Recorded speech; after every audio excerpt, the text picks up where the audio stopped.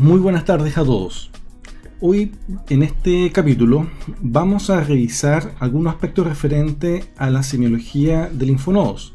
Nosotros hasta el momento nos hemos dedicado a revisar aspectos centrados en lo que es la semiología de la mucosa bucal y en ello nos hemos paseado por diferentes tipos de trastornos, dando ejemplos también en función de lo que corresponden a cuadros que se dan con mayor frecuencia en el territorio bucal. Hemos dado algunos ejemplos también de lo que implica el compromiso de lesiones que tienen una manifestación extraoral. Sin embargo, no nos hemos dedicado a revisar lo que implica el importante aspecto de lo que es la semiología de los linfonodos, específicamente de los ganglios cervicales. Dado a que muchos de los cuadros que nosotros hemos revisado y a su vez eventualmente otros que podamos también discutir y conversar pueden tener eventualmente un compromiso de los ganglios linfáticos, es de suyo importante que podamos entonces nosotros reconocer cuáles son las características de un ganglio linfático normal y cuáles son las características de un ganglio que parece estar en un estado comprometido, ya sea infeccioso o neoplásico. Así es que lo que vamos a revisar hoy principalmente radica en querer observar, querer dedicarnos a centrar nuestra observación en lo que implican aquellos aspectos referidos a la semiología de ganglios linfáticos cervicales, ¿ya?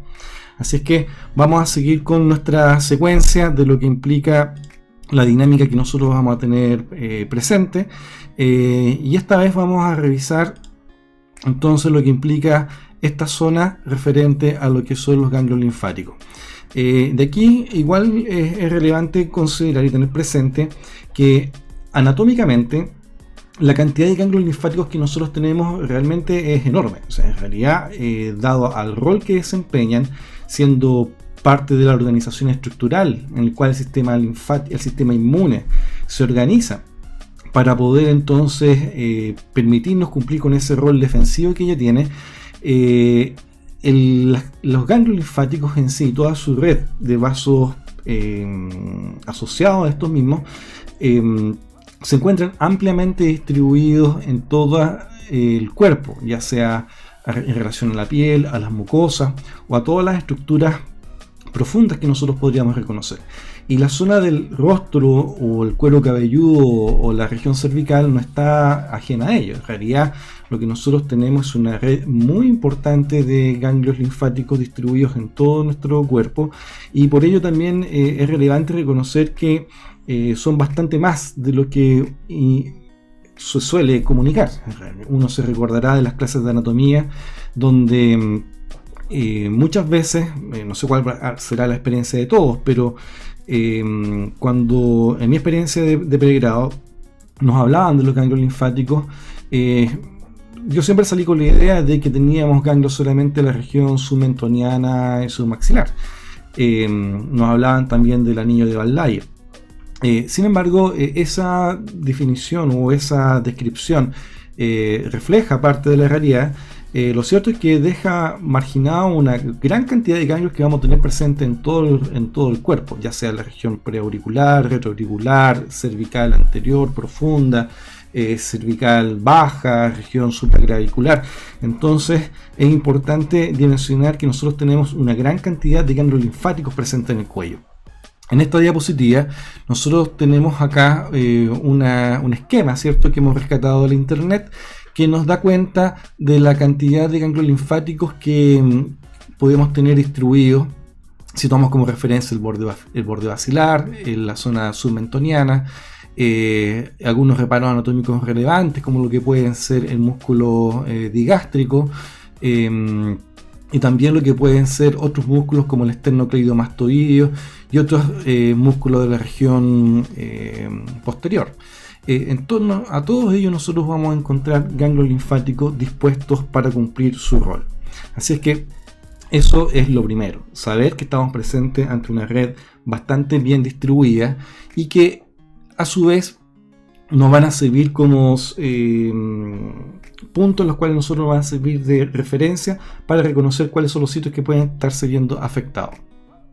Dentro de lo que implica el sentido de distribución de los ganglios linfáticos, hay que tener presente que ellos siempre están recibiendo o drenando el contenido que se encuentra dentro del material intercelular, de acuerdo a ciertos sitios anatómicos a los cuales les corresponde. Así vamos a ver que esta región, por ejemplo, submentoniana, submaxilar, va a drenar o recibir lo que corresponde de la zona maxilar y mandibular de la misma zona. A su vez, las regiones ya más bien preauriculares o cervicales altas van a estar recibiendo de la zona del cuero cabelludo o de la región occipital de la zona misma. Entonces, todos estos ganglios están de algún modo recibiendo el drenaje de lo que va ocurriendo en cada sitio anatómico de manera específica. Entonces vamos a ver que estos ganglios van a estar recibiendo de lo que vienen de ganglios linfáticos o de regiones anatómicas más profundas, y así sucesivamente con cada uno de los sitios anatómicos relevantes. Más adelante vamos a ver un esquema que ilustra bastante bien cómo estos van recibiendo diferentes zonas en cuanto a lo que implica el drenaje del contenido linfático. Es importante reconocer que cuando nosotros hablamos de la semiología del linfonodo, es muy importante tener presente cuáles son las características de un ganglio linfático normal.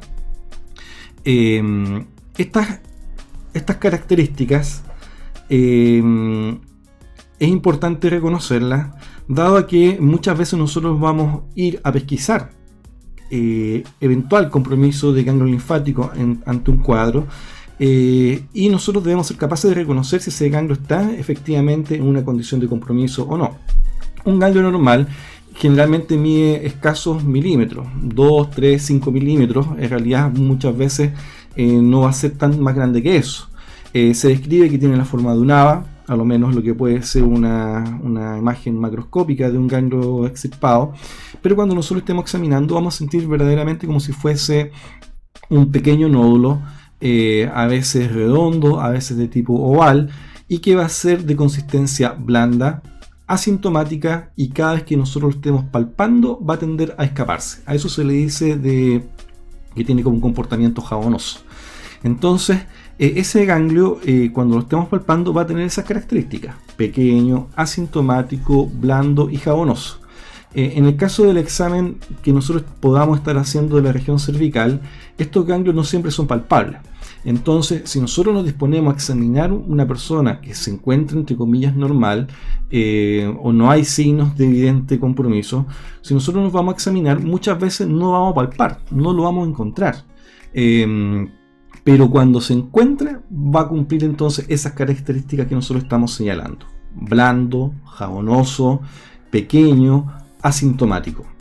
Entonces nosotros vamos a tomar un ganglio cuando podamos, lo vamos a poder manipular y ¡pum!, se va a escapar. Esa es la característica de lo que implica la semiología de un ganglio en condición de normalidad.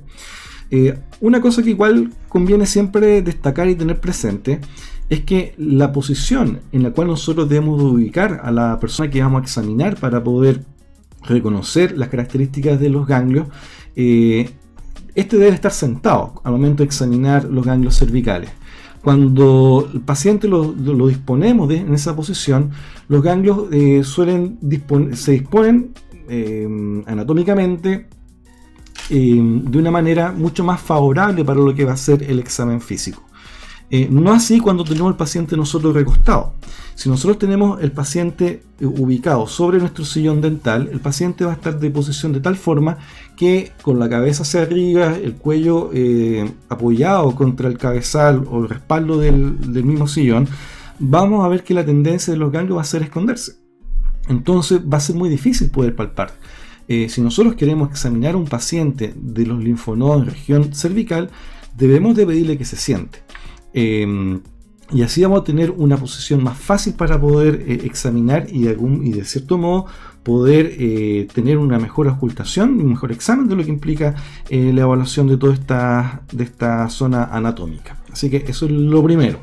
Pacientes acostados o recostados, perdemos la capacidad de poder realizar un buen examen físico. Las otras características relevantes están en función de lo que puede ser un ganglio linfático comprometido por una infección local o un cuadro infeccioso de compromiso sistémico. En esta situación, cuando hablamos de este tipo de compromiso, estamos hablando de un ganglio que tiene las características de un cuadro inflamatorio.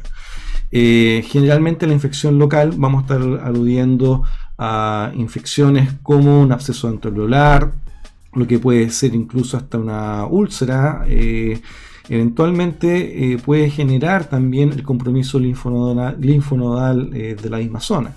¿Y cómo se va a reconocer un ganglio que está pasando por un cuadro inflamatorio? El ganglio comprometido por un cuadro inflamatorio va a tener todas las características propias de un proceso inflamatorio, es decir, va a estar aumentado de volumen, va a estar sensible a la palpación, va a estar aumentado de temperatura, y en cuanto a número puede afectar a 1 o a 3 aproximadamente ganglios de la zona en relación siempre de ese cuadro inflamatorio que lo desencadenó. Si nosotros tenemos una interpretación o una pesquisa de un ganglio comprometido por un proceso inflamatorio, lo correcto sería asociarlo al proceso que lo desencadenó. Y ahí nosotros deberíamos de reconocer cuál es la característica de esa infección o de ese tipo de lesión que ha comprometido la expresión de los ganglios linfáticos. Ahora bien, hay que tener súper claro también de que el compromiso regional de los ganglios de la zona está diciendo que el sistema linfático está funcionando. Es decir, había un proceso de reconocimiento antigénico, las células responsables de la presentación de antígenos fueron ya al ganglio linfático, y este ganglio linfático está con un cuadro inflamatorio en desarrollo. Lo único que está haciendo es demostrando que las células del ganglio linfático están trabajando, que se están multiplicando, que están reconociendo antígenos, que están multiplicándose ya sea los linfocitos T o las células B, que están en su proceso de diferenciación pertinente, y que eso lo que busca es nada más que potenciar la respuesta inmunológica. Entonces, el compromiso local de un ganglio por un proceso inflamatorio, identificada la lesión, va a ser un signo de que el sistema inmunológico está haciendo su trabajo. Así es que no debería a nosotros de ser necesariamente indicar una voz de alerta, pero obviamente ante el cambio de la condición de normalidad uno debe ser capaz de reconocerlo y a su vez describirlo y hacer el seguimiento pertinente. Es importante considerar también de que toda esta sintomatología inflamatoria del ganglio que nosotros estamos pesquisando, que se ve comprometido en función de estas características, necesariamente debe también de recuperarse y volver a su condición de normalidad una vez que la lesión haya desaparecido. Entonces, por eso los ganglios de algún modo nos están avisando de qué es lo que está ocurriendo en otra parte de manera patológica en otras zonas del cuerpo, o sea, obviamente en función de la zona a la cual está tributando. Así es que eso es relevante en cuanto a la evaluación. Cuando nosotros hablamos de un compromiso por un cuadro sistémico, igual nosotros acá estamos tratando de individualizar lo que podríamos llegar a observar ante un cuadro de tipo viral principalmente. Una virosis, entiéndase por una gripe fuerte o cualquier otro tipo de infección viral, se caracteriza por comprometerte generalmente, o sea, de manera general, te da fiebre, malestar, decaimiento, hay un cuadro que se extiende por un par de días, y muchas veces también trae como consecuencia la activación de los ganglios linfáticos, y van a tener también una clínica inflamatoria. Y esta clínica inflamatoria la vamos a tener también comprometiendo no a un grupo local de ganglios, sino que generalmente suele afectar a varios ganglios distribuidos muchas veces de manera bilateral en la región cervical o en otros ganglios del cuerpo. Entonces es relevante reconocer que eso puede llegar a suceder, y hay algunas enfermedades que son muy comprometen de manera bastante efectiva lo que implica los ganglios linfáticos del cuerpo. Por ejemplo, la mononucleosis. La mononucleosis, que conocida también como la enfermedad del beso, es un cuadro que se contagia rápidamente, y que tiene toda la clínica característica de un cuadro viral, con malestar, decaimiento, fiebre, etcétera, pero que suele también afectar de manera masiva los ganglios. Entonces estos ganglios se vuelven palpables, sensibles, están todos, muchos de ellos afectados, y por ende entonces vemos que hay una clínica sugerente también de la mononucleosis, o sea, ese en el caso puntual de la mononucleosis. Otros cuadros virales también pueden generar características similares. Estamos hablando de, por ejemplo, una parotiditis viral, sarampión, rubiola. Cuadros de esas categorías también pueden generar una polilinfadenopatía generalizada. Pero como están asociados a un cuadro infeccioso, estas deben de recuperarse, deben necesariamente de volver a su condición de normalidad una vez que el cuadro infeccioso haya remitido. Entonces eso nosotros deberíamos de esperarlo y ser parte también de lo que implica la valoración del paciente que se está viendo afectado en esas circunstancias. Entonces, en estos dos tipos de compromisos, ya sea por la infección local o por la infección sistémica, de compromiso sistémico, nosotros deberíamos de estar atentos que no es raro que haya compromiso de los ganglios linfáticos, que cuando estén comprometidos van a tener una clínica de un ganglio inflamado, y que a su vez, una vez que se supere el cuadro infeccioso, el ganglio debe volver a la normalidad. Esa debería ser más o menos la lógica que deberíamos de tener al momento de evaluar la condición de los ganglios linfáticos. Por sobre todo, ir a la causa, ir a aquello que desencadenó el cuadro. Si es una infección, resolver la infección. Si es un cuadro viral, manejar lo que te permita la farmacología y la tecnología disponible, dentro de lo que se pueda, el cuadro infeccioso viral. Pero tener presente que eso es absolutamente, son ganglios reactivos ante un agente causal desencadenante. Entonces van a estar activos, van a estar presentes en la medida que esté a su vez presente el cuadro que lo gatilló, ¿ya? Lo que nosotros marcamos aquí como un cuarto grupo corresponde al ganglio que puede tener un compromiso por metástasis.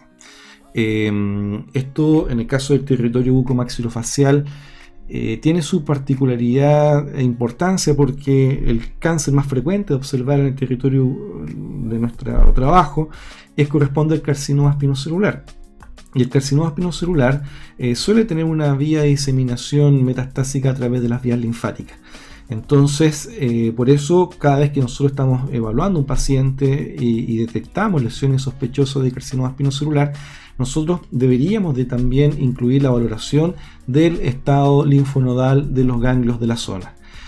Cuando hay un ganglio comprometido por metástasis linfonodal, hay varios aspectos que nosotros deberíamos de considerar.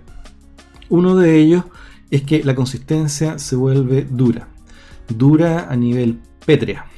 Entonces, eso ya es bastante diferenciador. Generalmente no hay sintomatología asociada a ello. Entonces nosotros examinamos el cuello, encontramos este ganglio linfático comprometido, la consistencia es muy dura y con escasas molestias. Entonces esos son elementos que uno puede también de algún modo empezar a valorar dentro de lo que implica la interpretación del ganglio comprometido por metástasis. Otro aspecto también que es relevante es que el compromiso linfonodal por la expansión de cánceres suele generar después que este ganglio pierda la capacidad de deslizarse sobre planos profundos. Entonces uno palpa un ganglio, el ganglio está de consistencia dura y además puede ofrecer ciertas dificultades al momento de tratar de desplazarlo. Recordemos que en el ganglio normal, cuando tú tomas el ganglio se escapa. Ese comportamiento jabonoso que decíamos. Aquí en el ganglio comprometido por una metástasis se suele mantener adherido. De hecho, el concepto que se ocupa para describir es adherido a planos profundos. Obviamente, si tú estás examinando un paciente que ves que tiene un cáncer o tienes alta sospecha de eso, detectas un ganglio linfático, lo encuentras duro y con todos los elementos que estamos señalando ahora, pero si al momento de examinarlo tú notas que se escapa, bueno, tú debes de consignar que había un ganglio linfático, duro la palpación, insensible a la palpación y que al momento del examen aún se arranca o tiende a escaparse. Entonces eso nos va a servir un poco para reconocer el nivel de compromiso clínico que tiene el cáncer a nivel de este lado. Independiente de que a la semana siguiente puede tener otro comportamiento. Entonces eso nosotros debemos de consignarlo en la ficha cada vez que nosotros estemos haciendo una evaluación de este tipo de trastornos. Un aspecto también que conviene tener presente se refiere al tamaño. Un ganglio linfático comprometido por una metástasis va a ser duro la palpación, asintomático, lo regular es que tiende a tener estar adherido a nivel de planos profundos, pero también va a ser grande, es decir, no va a estar midiendo los 5 milímetros ni el centímetro, puede medir fácilmente 2, 3, 5 centímetros, y eso también es algo que llama mucho la atención y que obviamente nos obliga a consignarlo en la ficha clínica y estar informando a todos los elementos que nosotros, a los profesionales, los cuales vamos a estar derivando para poder completar la evaluación. Obviamente que cuando estamos en presencia de patología neoplásica maligna es obligación realizar un estudio de los ganglios linfáticos, es obligación, o sea, no hay opción, esté o no hayan signos evidentes de compromiso del ganglio. Si yo veo que no hay compromiso de ganglio ante una lesión sospechosa de cáncer, igual tengo que hacer un estudio con exámenes complementarios de la región cervical, y no solamente del cuello, de todo el resto del cuerpo también. Pero es parte de lo que implica la evaluación del paciente que está padeciendo por un cáncer. En el caso de los linfomas, especialmente aquellos linfomas que se desarrollan a partir de los mismos ganglios linfáticos, estos ganglios van a tener una consistencia no dura necesariamente, aun cuando puede llegar a tenerla, sino que se vuelve más firme, es asintomático, es muy grande y suele afectar a una cadena de ganglios linfáticos, entonces a varios ganglios de la misma zona. Dentro de lo que implica el compromiso de esto, necesariamente debe vincularse con signos a nivel general que suelen aparecer. Estas masas tienen un tamaño desproporcionado, realmente son muy grandes, pueden alcanzar tamaños tremendos, pueden ser altamente deformantes de la región cervical, así es que no creo que ni siquiera vale la pena indicar alguna medida, algún diámetro, alguna orientación dimensional, porque en realidad la simetría que se genera es evidente, es rotunda, es contundente. Entonces, marginando ese parámetro, es relevante considerar otros aspectos, como por ejemplo los antecedentes de fiebre, que suele estar acompañando el cuadro. Suelen ser fiebres de tipo nocturna, que desaparece durante el día y vuelven a aparecer en la noche. Hay una pérdida de peso también bastante consistente, y esos son parte de la clínica que uno puede ver. Obviamente pueden haberse acompañado de lesiones más evidentes, lesiones de aspecto granulomatosas, deformantes dentro de la boca, u otras masas que pueden estar eventualmente ulcerándose incluso. Pero como les decía, generalmente estos cambios son muy evidentes, de alta deformación, la consistencia más bien se suele presentar de tipo firme y como les decía, acompañado de todos estos signos generales, como la fiebre nocturna, pérdida de peso, que son aspectos que uno debería estar evaluando. Así es que eso en síntesis respecto a lo que nosotros deberíamos tener en consideración de lo que implica la evaluación de un ganglio linfático normal, un ganglio que está pasando por un proceso inflamatorio o un ganglio que está pasando por un estado neoplásico. Mi intención inicial era poder ejemplificar cómo se realiza un examen físico de ganglios a través de este sistema que nosotros estamos adoptando. Sin embargo, los dos voluntarios que les pedí se me arrancaron. Mi hijo menor era tremendamente cosquilloso, entonces le examinaba el cuello y lo único que hacía era reírse. Entonces no nos sirvió. Y el mayor realmente le dio vergüenza, así que no quiso esta vez. Pero en términos generales, hay que considerar que el paciente debe ser ubicado, ojalá de manera recta, casi en posición ortostática, para poder comenzar la evaluación de los ganglios linfáticos. Al paciente nosotros necesariamente debemos pedirle que incline su cabeza. Esta posición, nosotros pedimos que incline la cabeza, va a permitir que los ganglios suelen como a marginarse, a irse hacia el borde basilar que a nosotros nos interesa. Si a nosotros nos interesa revisar los ganglios de la región submentoniana, le pedimos que la incline hacia adelante y los ganglios se van a poder entonces asomar en esta zona. Y uno debería examinarlo con 3-4 dedos ahí para poder, siguiendo el contorno y haciendo como un masaje desde la profundidad hacia el borde basilar. Desde la profundidad hacia el borde basilar. Cuando ya queremos revisar los ganglios de la región submaxilar, le pedimos que obviamente incline la cabeza nuevamente, pero hacia la zona que nos interesa examinar. Entonces, nuevamente metemos los dedos en la región profunda y tratamos de ir promoviendo que estos ganglios se desplacen y los podamos examinar, ya sea en un lado, ya sea en otro. Entonces el paciente lo tenemos ubicado en posición ortostática, le pedimos que incline, examinamos la posición, los ganglios de la región submentoniana. Le pedimos que incline hacia un lado y examinamos la región submaxilar derecha hacia el otro lado y examinamos la región de la área submaxilar izquierda. En cuanto a la región cervical, es importante pedirle al paciente que gire la cabeza hacia el lado contrario del cual nos interesa examinar.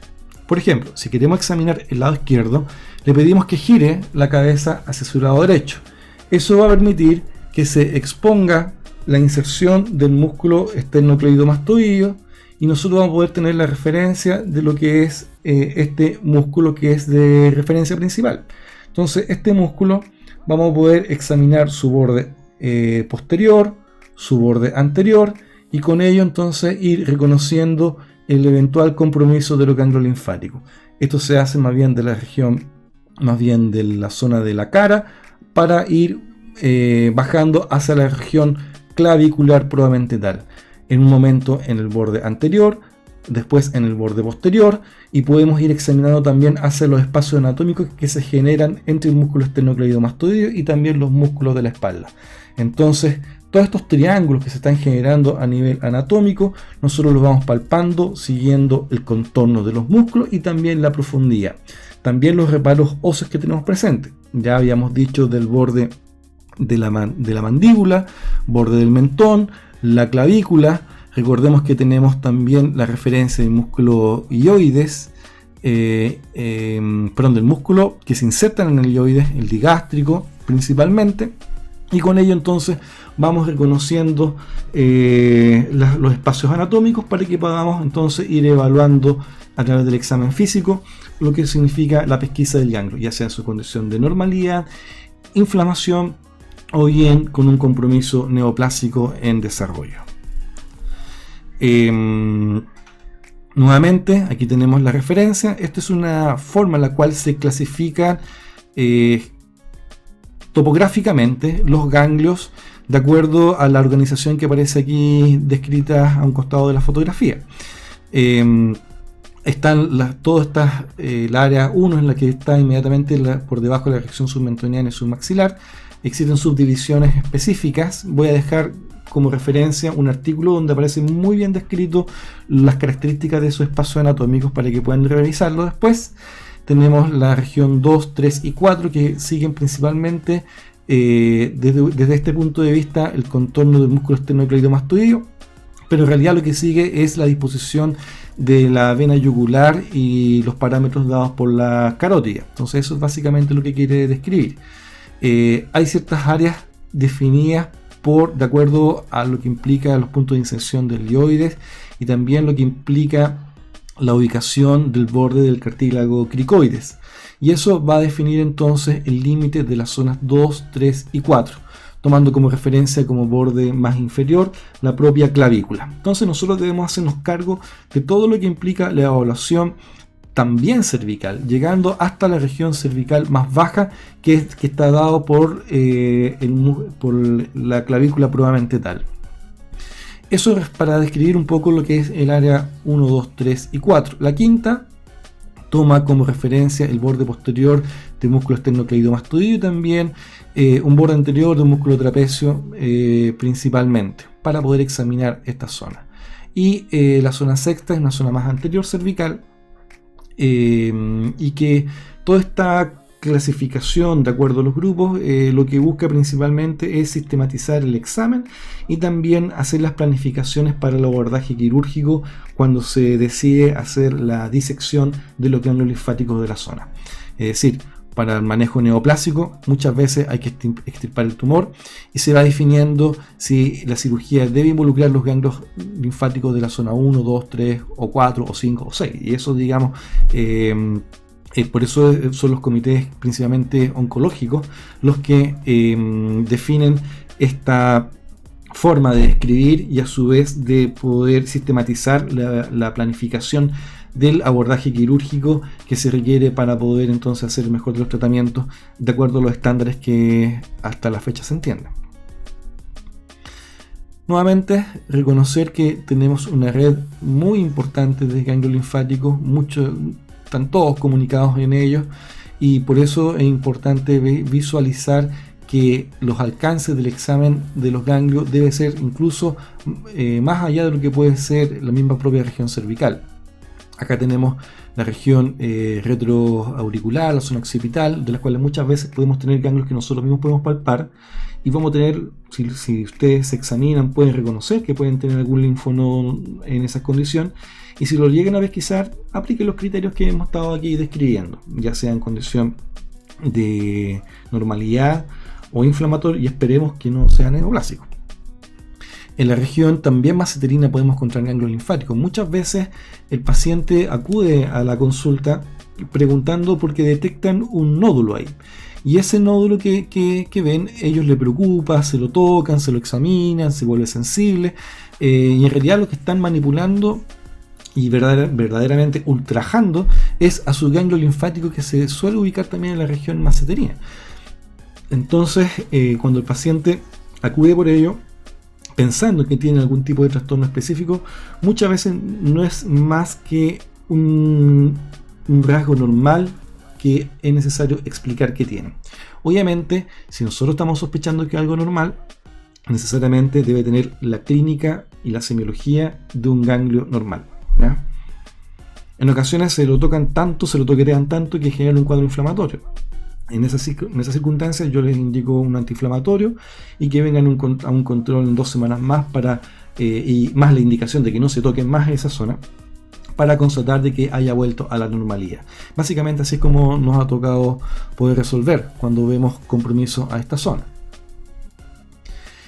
Aquí hay un cuadro que rescatamos también de la internet que citan acá a Bazemore de 2002 donde nos hablan de cómo los ganglios de las diferentes zonas anatómicas, tomando como referencia el borde de la mandíbula, la zona preauricular, las zonas referentes al borde anterior del músculo esternocleidomastoideo, borde anterior del músculo trapezoide o la zona supraclavicular, y nos ponen ahí como referencia las características de ciertas infecciones o ciertos cuadros, los cuales debería ser sugerente, principalmente indicando el sitio anatómico en el cual estamos viendo se puede estar afectado. Por ejemplo, aquí se pone la piel, el cuero cabelludo, drenaje de problemas en torno a la cavidad bucal. Acá en este caso vemos problemas de la laringe, de la lengua, orofaringe, región anterior cervical y así de manera bastante bien descrita lo que puede implicar el compromiso de ello. De aquí llama la atención, por ejemplo, que a este nivel supraclavicular puede ser también un indicador de compromisos que pueden estar ocurriendo a nivel gastrointestinal, genitourinario y pulmonar. Entonces, claro, y en parte tiene sentido de acuerdo a las características cómo llega el drenaje linfático a esa zona. Entonces, por eso es relevante incluir la valoración de esta zona, ¿ya? Así que eso referente a este esquema que me parece muy bueno, y como va a quedar disponible en el video, yo les sugiero que lo tengan ahí presente. Bueno, lo mismo que nosotros hemos estado explicando en cuanto a los ganglios de la región cervical, obviamente es extrapolable a cualquier valoración linfática que nosotros podamos estar observando.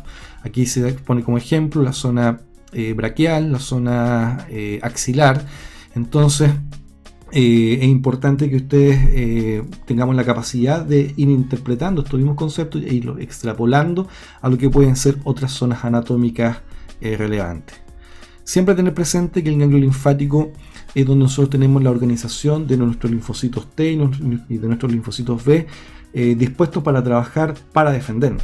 Entonces, por eso permanentemente tienen en su organización arquitectónica múltiples vías aferentes dispuestas a recibir todas las señales antigénicas especializadas, dadas principalmente por lo que van a ser las células presentadoras de antígenos. Estas células presentadoras de antígenos viajan vía linfática, llegan a través de las vías aferentes, presentan los antígenos a los centros germinales primarios y secundarios, se distribuyen a través de estos senos, activan las células T o B, inducen la diferenciación hacia células plasmáticas para generar los elementos defensivos necesarios. Entonces, toda la red linfática corresponde a una red muy bien comunicada de los diferentes ganglios linfáticos que nosotros tenemos en el cuerpo.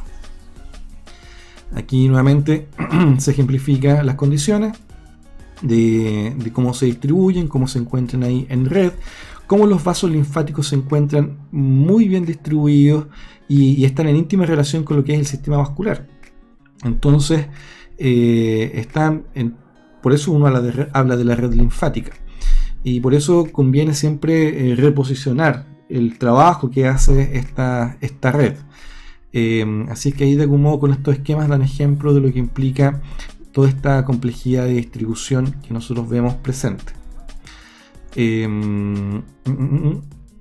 Vamos a dar ahora una serie de ejemplos de trastornos en los cuales nosotros podríamos tener eventuales compromisos linfonodal.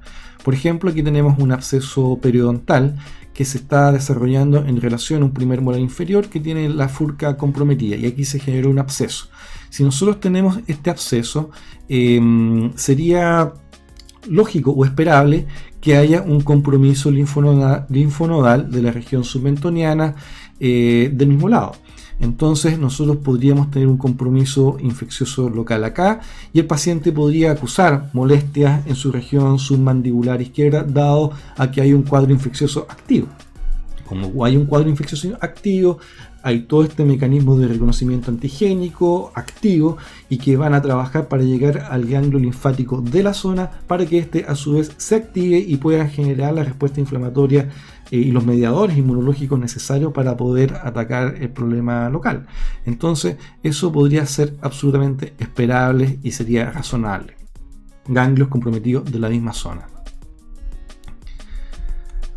Acá, por ejemplo, tenemos otra lesión que también puede generar linfadenopatía, que corresponde a esta úlcera traumática. Esta úlcera nosotros ya antes la habíamos descrito, con todos sus aspectos semiológicos pertinentes, la historia, que ahora no vamos a ahondar en ello, pero eventualmente podría también tener compromiso linfonodal. Obviamente las características del ganglio linfático van a ser de las características inflamatorias que hemos señalado, y el ganglio que va a estar afectado está en función del sitio anatómico donde ocurre la lesión. Si tengo, por ejemplo, una úlcera en el labio inferior, la característica va a ser que el drenaje va a dar en la región submentoniana. Si la úlcera la tengo en el labio superior, va a dar en la zona submaxilar. Si nosotros tenemos una úlcera en la zona de la base de la lengua, pensando también en una úlcera traumática, vamos a tener entonces el compromiso en la región cervical del ganglio al cual le corresponde recibir por tributación, ¿cierto?, el drenaje de la zona. Entonces es importante ir visualizando esos mismos aspectos. Tenemos cuadros infecciosos, cuadro asociado a trauma, en ambos hay cuadros inflamatorios agudos y por ende el compromiso linfonodal agudo inflamatorio también. Acá, por ejemplo, estamos mostrando compromiso infeccioso del lóbulo de una oreja cuando este paciente se puso un expansor. Entonces me acuerdo bien que este muchacho iba a la consulta por un problema odontológico. Y cuando le examiné, vi que tenía este lóbulo en esas condiciones, tenía incluso hasta el expansor todavía puesto, y obviamente tenía un compromiso linfonodal de la zona correspondiente, zona retroauricular y zona cervical alta también. Obviamente hicimos un manejo local de ello. Aquí tenemos la fotografía de cómo quedó después del tratamiento, que fue al cabo de menos de una semana. Ya estaba en bastante buenas condiciones, pero nuevamente estamos aludiendo a lo que implica las infecciones locales, las inflamaciones agudas, que suelen comprometer a los ganglios linfáticos de la zona. Y aquí estamos contando una serie de historias en las cuales no pudimos detectar ese tipo de comportamiento y presentación clínica. Y aquí hay que tener presente porque estas son las preguntas de prueba que yo hago regularmente. Aquí tenemos, por ejemplo, un granuloma piógeno que de por sí es una lesión crónica, asociada a todo cuadro de irritación local, pero que no suele expresar compromiso linfonodal. Entonces, cuando hay lesiones que sabemos que nos generan compromiso linfonodal, por ejemplo, todos los tumores benignos, puedo poner un lipoma, un adenoma pleomorfo, un adenoma canalicular en el labio superior. Entonces, pongo como ejemplo eso y le digo a los estudiantes que me describan cuál es la característica del compromiso linfonodal ante ese tumor. Como es un tumor benigno, bien sabemos que este tumor no genera compromiso linfático. Entonces, la clínica linfonodal de ese tumor benigno es la clínica de un ganglio linfático normal. Blando, pequeño, asintomático, jabonoso. ¿Ya? Entonces, eso es solamente para fortalecer el concepto. ¿Ya? Entonces, para que los estudiantes lo tengan presente. Acá, por ejemplo, estamos viendo lo que corresponde a un cáncer espinocelular que se está extendiendo a nivel del piso de boca, zona lingual del cuerpo anterior de la mandíbula, y que tiene aquí una proyección transfixiante en lo que implica el desarrollo del cáncer. En el caso de esta señora que se le descubrió esta lesión, nos pidieron que hiciéramos la evaluación. En la evaluación inmediatamente advertimos que esto tenía muy mal aspecto. En su momento también rápidamente tomamos la biopsia. Era un carcinoma espinocelular, pero en la historia de esta señora, ella traía un fuerte compromiso de un ganglio equivalente a la región 2 que nosotros en el esquema anterior estuvimos observando. Y también la región 1. Entonces, este ganglio que nosotros palpamos era verdaderamente una piedra, da la impresión que fuese una piedra grande, muy duro, molestaba, pero porque estábamos presionando esa estructura dura, no era porque por sí mismo estaban generando sintomatología. Y obviamente, cuando estamos en presencia de un paciente que tiene una lesión neoplásica con compromiso linfonodal, estamos escalando a niveles de estadiaje mayor, de peor pronóstico también. En el caso puntual de esta señora, ella falleció a los 3 meses una vez hecho el diagnóstico. Y aquí tenemos un último caso con el cual vamos a cerrar esta presentación, donde mostramos el compromiso en la región cervical del lado izquierdo de esta paciente, donde tenía el compromiso de varios ganglios, todos muy grandes, absolutamente asintomático, y que correspondía a la expresión de un linfoma que estaba en desarrollo y que aparentemente tenía un origen intrabucal. Eso no lo pudimos constatar a ciencia cierta, pero sí tenía un compromiso a nivel del maxilar superior, que es lo que vamos a ver a continuación. Entonces esta señora tenía todos estos aumentos de volumen muy evidentes, muy grandes, que curiosamente cuando ella se acercó a la consulta a pedir que nosotros la orientáramos, ella no llegó consultando por eso, sino que llegó consultando por lo que tenía en boca, que correspondía precisamente una historia de una gingivitis que no se recuperaba, la historia de un tratamiento periodontal que no estaba respondiendo, y que en ese contexto de tratamiento periodontal en desarrollo tenía todo este compromiso a nivel de su maxilar superior izquierdo. Esta parte corresponde a la foto con un espejo. Y veíamos todo el cambio de coloración, este tono violáceo bastante amoratado también, y que si bien no tenía grandes asimetrías, aun cuando sí las había, pero era muy tenue al momento del examen físico, lo cierto es que esto era lo que ella tenía en desarrollo en su boca. Cuando tomamos la biopsia, al final constatamos que era un linfoma, y esto es nada más que lo que implica el desarrollo de esa extensión del linfoma que ella tenía presente en boca también. Esto obviamente fue una situación que nuevamente el diagnóstico no fue oportuno, Nosotros hicimos el examen, pedimos los exámenes imaginológicos pertinentes, hicimos el diagnóstico histopatológico, todo esto en menos de 5 días, y la paciente falleció la semana siguiente. También había tenido un antecedente de fiebre, decaimiento, pérdida de peso, eso también lo pudimos constatar dentro de la historia. Pero acá lo que queremos nosotros destacar es cómo el nivel de asimetría que puede llegar a adquirir cuando existen cuadros como de este tipo, y que no por ello debemos de dejar de evaluar qué es lo que está sucediendo a nivel bucal. Quizás si hubiéramos sido nosotros como gremio profesional y todo el área de la salud más oportuno, quizás lo hubiésemos podido dar mejores y mayores esperanzas. No fue este el caso, lamentablemente. Ya cuando uno decide hacer una valoración de la semiología cervical, no hemos entrado en este momento para valorar aspectos de la clínica, pero necesariamente debemos incluir lo que implica el estudio con exámenes imaginológicos.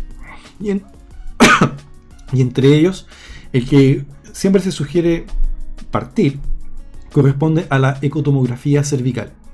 La ecotomografía, obviamente, al ojo de un experto y el que sabe interpretarlo, puede entregar bastante información para poder discriminar entre las características de ese aumento de volumen. Si es un aumento de volumen quístico o es sólido, qué tipo de estructura anatómica es la que está afectada, si es la tiroides, si es un ganglio linfático. Entonces, una ecotomografía como examen inicial puede ser bastante útil para poder entonces orientar la pesquisa o bien hacer un seguimiento. Una de las ventajas que tiene la ecotomografía es que es un examen ampliamente distribuido, es decir, en todos lados se hace. Lo segundo es que es económico. Al momento de compararlo con cualquier otro tipo de examen imaginológico, esto es lejos lo más económico. Estamos hablando de exámenes que en plata chilena va a costar entre los 12 y los 15 mil pesos.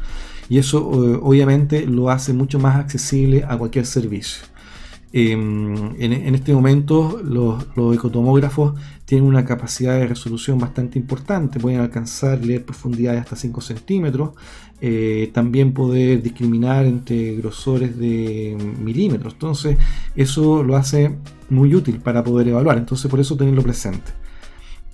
Otro examen que es muy útil poder consignar corresponde a lo que es la tomografía axial computada, obviamente con la aplicación de los medios de contraste pertinentes. Estos son exámenes eminentemente morfológicos, tanto la ecotomografía como el TAC son exámenes que lo que miden y lo que buscan es detectar asimetrías.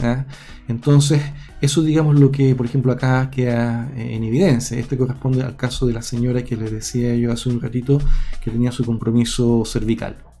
Entonces, tenemos la ecotomografía, tenemos el TAC con medio de contraste, y aquí tenemos otro corte, ¿cierto?, de lo que implica el estudio con la tomografía axial computada. Y si bien en este momento no tengo un examen de ello, el otro que sería tremendamente útil es la resonancia nuclear magnética. El único inconveniente de la resonancia es su alto costo al momento de compararlo con los otros. Si nosotros decíamos que una ecotomografía vale entre 12 y 15 mil pesos, el TAC vale entre 45 y 50 mil pesos, y la resonancia vale entre 180 y 200 mil pesos. Entonces es harta la diferencia, y por ende son factores que también debemos tener presente al momento de nosotros indicarle un examen complementario a un paciente, la capacidad que pueda financiarlo. Lamentablemente es así. Ojalá si tuviésemos nosotros libre acceso, libertad para poder indicar un examen, y a su vez que las máquinas estén funcionando de manera correcta y estén bien disponibles en los servicios públicos, la resonancia debería ser quizá uno de los primeros exámenes a solicitar, pero dado al alto costo que tiene, muchas veces no es así como se maneja. Pero eso digamos lo que nosotros deberíamos considerar dentro de lo que implica la valoración y la utilidad de lo que son los exámenes imaginológicos relevantes. Entonces hemos hablado principalmente de lo que implica las características de un ganglio linfático en condiciones de normalidad, compromiso inflamatorio, compromiso neoplásico, Y por último, sintetizando en que nosotros debemos fijarnos principalmente en lo que es la consistencia, el número de ganglios afectados, el lado que se ve comprometido, el tiempo de evolución. En el caso del tiempo de evolución, que no lo había señalado en esta conversación, generalmente en los cuadros inflamatorios se hace evidente al día siguiente, entonces suele ser rápidamente reactivo. En cambio, los ganglios linfáticos que tienen un compromiso linfonodal son ganglios que ya tienen más de 2 semanas ahí presentes, muchas veces un mes o más. Entonces eso necesariamente te eleva la sospecha de que puede estar ocurriendo algo distinto ahí, ¿ya? Siempre indagar en torno a los trastornos locales que pueden estar ocurriendo, o bien generales que pueden estar manifestándose. Y en cuanto al estudio, la ecotomografía cervical, el TAC, la resonancia nuclear magnética con las particularidades que yo le acabo de señalar. Y por último, señalar que dentro de lo que implica el estudio citológico de ello, lo que siempre se sugiere es la biopsia por punción aspiración con aguja fina. En este tipo de nódulos realmente no se sugiere hacer una biopsia, es decir, abrir la zona anatómica y sacar el ganglio y poder estudiarlo. No, lo que se hace es una biopsia por punción aspiración. Se toma una aguja, se limpia la zona, se punciona, se hacen las maniobras pertinentes y se aspira. Y el contenido aspirado es lo que termina siendo estudiado a través de un frotis. Esto que aparentemente suena fácil, no es fácil. Hay que saber hacerlo, hay que tener práctica para poder hacerlo. Por ende, quien haga un estudio de estas características debe entrenarse, debe desarrollar las habilidades y todo referente que te entregue como resultado que la punción de aspiración saliera negativa, lo más probable es que se haya hecho mal, que se haya ejecutado de manera incompleta. Entonces es importante convencerse de que esta maniobra, que es poco invasiva, igual requiere de habilidades para poder desarrollarla. Entonces quien lo haga debe tener cierta expertise, y si vas a empezar y te vas a iniciar en poder hacerla, pide que te entrenen, y a su vez si te sale negativo, asumir tú la responsabilidad. Es probable que algo hayamos hecho mal, ¿ya? Creo que con eso estamos terminando, y bueno, con ello estamos ya terminando este capítulo donde hemos querido hablar de manera sintética lo que corresponde las características semiológicas del ganglio linfático que puede tener algún tipo de compromiso, ya sea inflamatorio o neoplásico, y partiendo siempre de lo que implica las características de un ganglio linfático en condiciones de normalidad. Bien. Bueno, recuerden, de cualquier comentario lo pueden hacer llegar a través del correo electrónico r.fuentecortes@gmail.com, o bien dejarlo directamente al pie de este video, que en un ratito más va a quedar disponible en YouTube para que puedan revisarlo y estudiarlo y discutirlo y conversarlo, y cualquier duda me la hacen saber, ¿ya? Así que esperando que tengan un muy buen día dentro de lo que queda y una mejor semana. Espero que les vaya muy bien y que tengan suerte en todo, ¿ya? Así que buenas noches, que estén muy bien y gracias por acompañarnos. Buenas noches.